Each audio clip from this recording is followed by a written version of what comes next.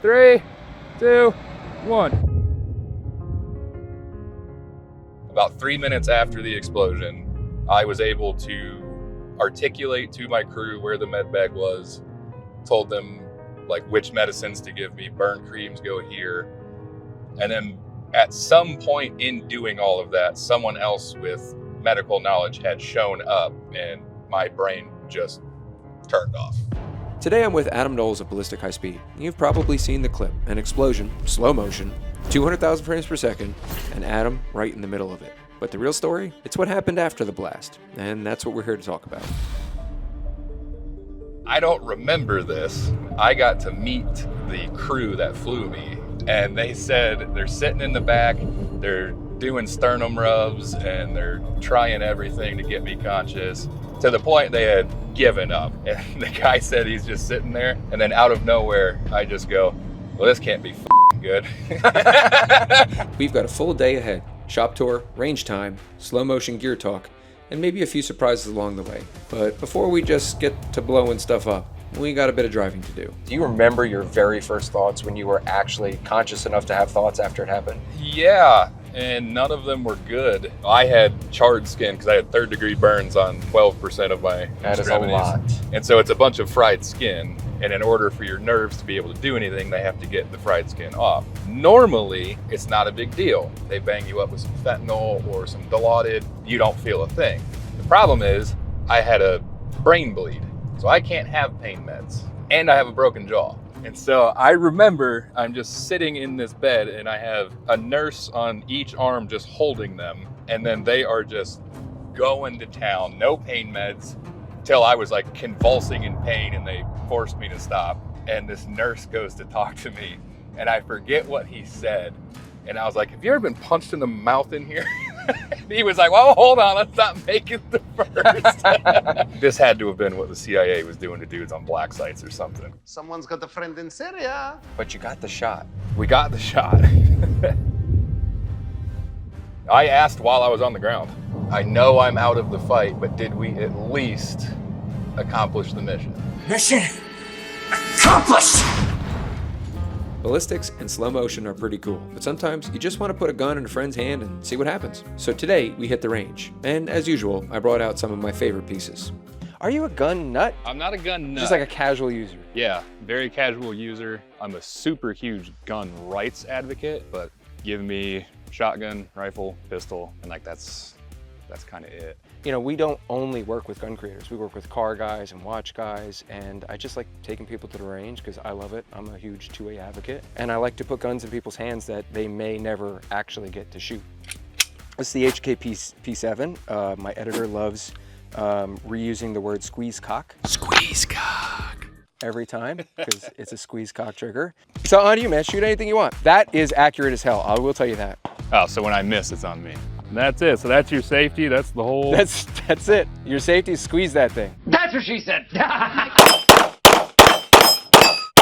Squeeze cock. Yeah, and you see the magazine release is very weird. Now, so don't rack it, throw the next slide in, and then just squeeze it. I can see the advantage of that. Speed. Yeah. So not satisfying to shoot 8 rounds. Said it's all about speed, and then I think it's the slowest pistol I've ever seen. This is the War Poet. It's a custom Glock by John Lovell, Green Beret. Okay. So some trigger work, some stippling, got a gas pedal, it's ported, not comped, but it's nice. And it's got an optic, which may or may not be sighted in.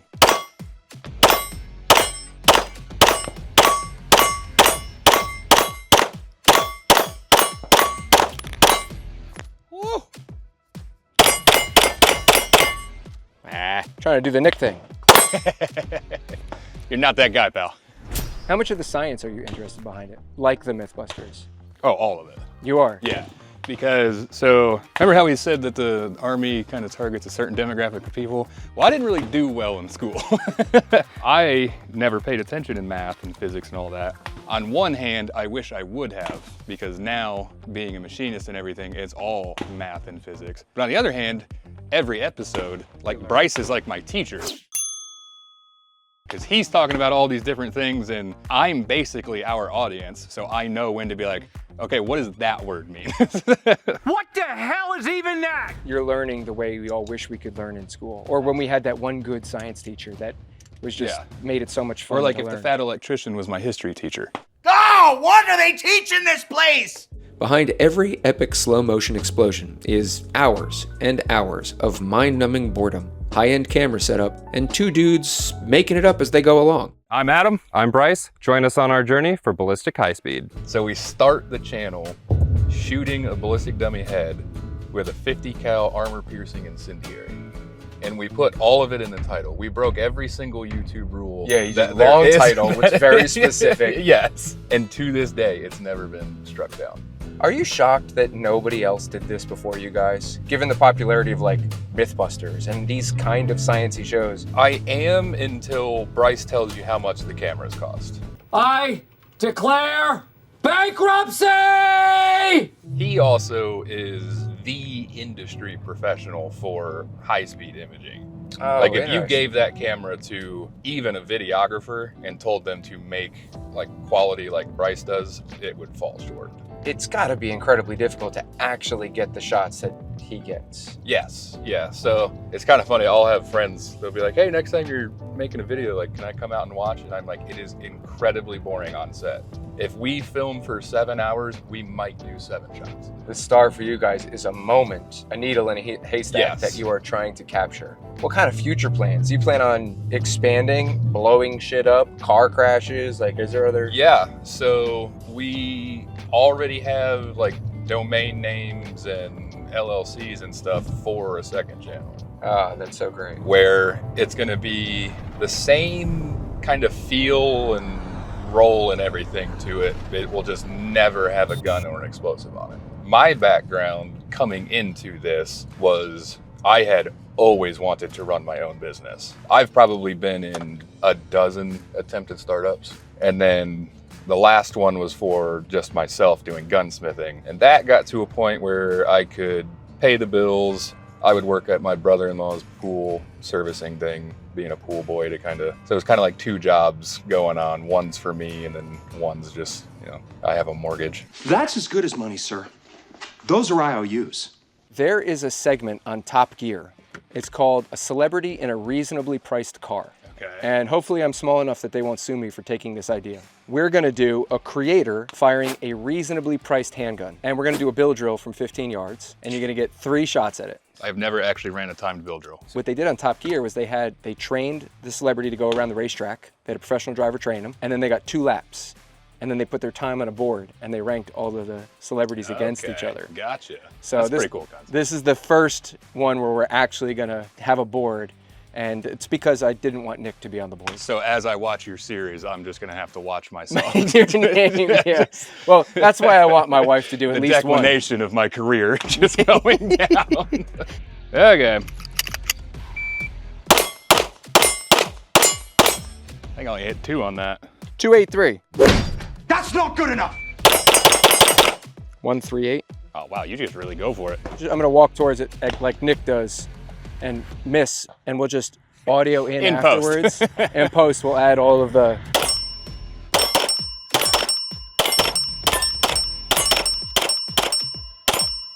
How does he do it?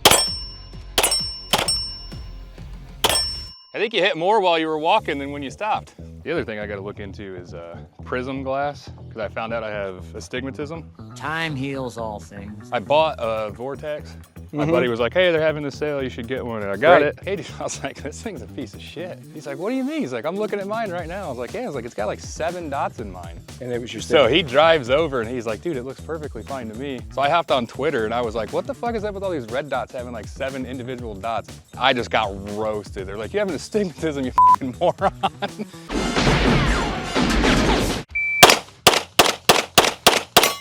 I heard 1 steel hit. Yeah, I was gonna say, what's 1 out of 6? Man, 1 miss. that was great reaction time. Your first shot was .01. That was a 10th second. It was very fast. Oh, dang. 138. That was fast. I think that was only 5 though. Yeah, but it was Yeah. still pretty good. All right, Shooter ready? ready. Set. What the? All right, the second one was good. Second one was good. Ooh. I think I got all 6. Here we go, all 6, okay. Ready? All right, so that means this time just 197, yeah, go for ham. Okay, set. 7 rounds. That first anticipation threw me off. Oh, Adam, 196. I'm here all day. 196. I should leave room for Puvio all the way at the top here. Let's just make sure that Puvio... Oh, come on. We've given him enough. After dumping mags and ringing steel, we did what any self-respecting firearms nerd would do. We grabbed tiny little putters and hit the mini golf course. Naturally. Turns out, Adam's kinda good. Now watch this drive. Oh, Jesus. Yeah. So then, now this makes no sense, because my first question was going to be, what's the hardest shot you've ever captured? It's obviously not this one. Obviously not this one. That's got to be the bullets colliding, man. You think that was the hardest? It took a year and a half. That took a year and a half? Why did it take a year and a half? I hand machined that whole rig. I wrote the software, did all the things. I saw that. Oh my God. I mean, we went through probably like 6 different builds, different actuators, different everything, different software. Then you had to figure out all the timing. And so Bryce would have to come down, do a trial run. Wouldn't quite be right, but we would take notes. He'd go back home. I'd work on it for another week or 2. So yeah, I think all in all, between all the different versions, A year and a half for one shot. Talk about a hole-in-one. is that the coolest shot that you think we've done? Ooh. I think it's the most technically impressive shot you've done. My favorite, maybe the tank shell crushing the ballistic lab demi. Really? I don't know, it's just like, I don't know, I think we all want to see what that looks like. We all, deep down inside. Deep down inside, I mean, yeah, I wanted to see what that looked like. You know, there's a difference between when you enjoy something for fun or when you enjoy something for, oh, that's not a bad shot, for the technical ability. The idea that you collided 2 bullets moving at 1,000 feet per second, to me, is a mind-numbing accomplishment. What's the coolest thing you've blown up? See what you did there. I see what you did there. Oh man, what would it be? The 4 1/4 pounds of C4 in the backpack was pretty cool. But honestly, I would probably give it to, I put 5 pounds of tannerite inside the belly of one of the torsos, and it was just so simple, but that gel is so viscous, and I put it on a huge tree stump, so the pressure had nowhere to go. We found bone fragments that went over my like 40-foot tall barn and landed like 80 yards out on the other side. My neighbor texted me, he's like, hey, that didn't sound right. You good over there? Do you know how hard it is to get next to an A10 while they fire it? Yeah, I can imagine, pretty hard. Oh, come on. Who gets 2 holes in one? The guy that has 2 thumbs pointed right at him. Today's mission, fast cars, slow cameras, and enough gunpowder to make you two nervous. But first, coffee. You know, a lot of YouTube channels will have a moment where I think the creators are like, do I keep doing this? Because it's so hard. We haven't hit it big yet. We haven't got a lot of money. You're like 1,000 videos in. Yeah, and your channel kind of hit gold, right? What I was saying is I didn't think you had ever thought of quitting because it just kind of launched. But you were saying... We did almost shut it down. Why? So I won't air the name out there, but we got this company, they were sending us stuff. It was like our first big $4,000 worth of armor. They wanted like 3 or 4 episodes fully branded. It might have even been our first like paid like product placement type deal. So we go through, we film 4 episodes, we do the whole thing. Everything had to be sent to them for like pre-approval, and they came back and they're like, oh, like this needs to be redone. Like we can't release that. We sent you a prototype instead of a finished product because like some of the product wasn't working as advertised. So it's 6-7 months have gone by. They aren't really responsive anymore. They've offered no monetary compensation. And I kind of told Bryce, I was like, man, if this is what it's gonna be, I was like, I don't know if this is really worth it. And he was like, yeah. And about that same time, I don't remember what the next one was. We got another semi-decent offer. And he was like, well, let's do this one. And he's like, if this one also sucks, then yeah, like we'll just. And that was the only like negative experience that we've had. But yeah, it took us offline for 8 or 9 months. in our like upswing, and then it just plateaued. We've pulled back to one super high quality, like really in depth per month. So instead of, basically went quality over quantity, but that also gave us the opportunity to open up a second channel that will be the same flow, just no guns, no explosives. Try to get on the happier side of YouTube and see what that money's like. Oh, I just want to ask you like a couple more questions about the explosion. Was there any moment after that where you were like, no more ballistics? Like, no. It's kind of like just right back into it. Yeah, no, even in the hospital. Yeah.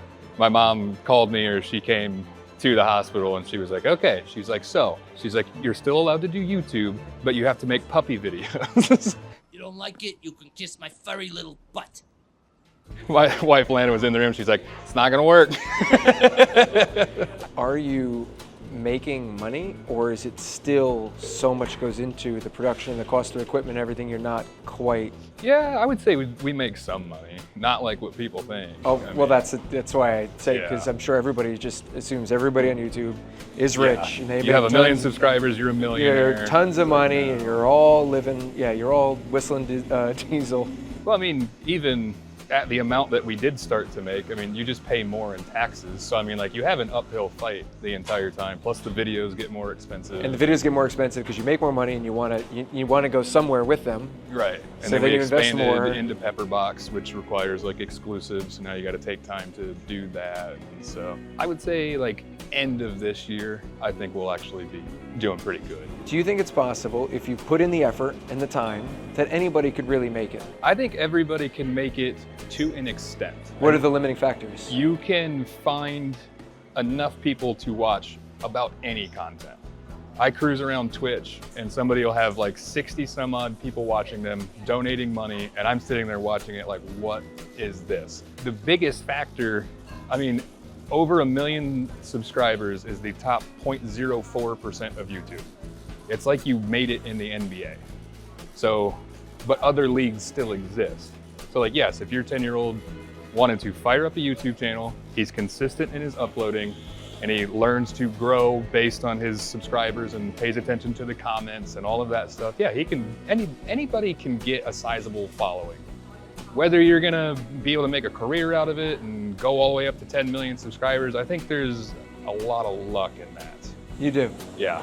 Or you just have to be different. A lot of the streamers that pop off, it's because they're doing something different.